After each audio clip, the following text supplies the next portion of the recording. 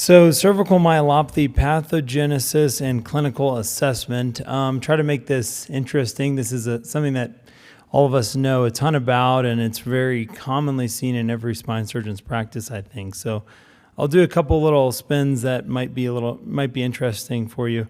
What is the pathogenesis of cervical myelopathy? Here's a nice review published in Nature Reviews from Michael Failings and others, showing sort of like how it happens exactly.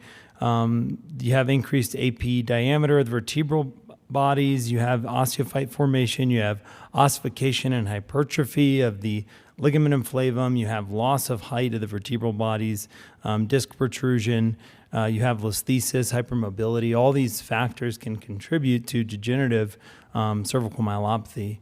And this is the leading cause of spinal cord dysfunction in the U.S., and it includes DCM, as we might call it, includes spondylotic myelopathy as well as OPLL. This is the incidence and prevalence.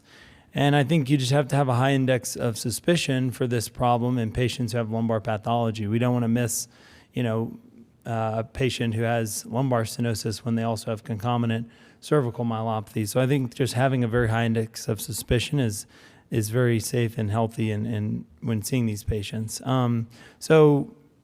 Patients present sometimes with pain or no pain. Numbness and clumsiness in the hands is a big factor in cervical myelopathy, and I think I'm going to talk a little bit about that at the end, and I think I'm going to tie it into central cord syndrome.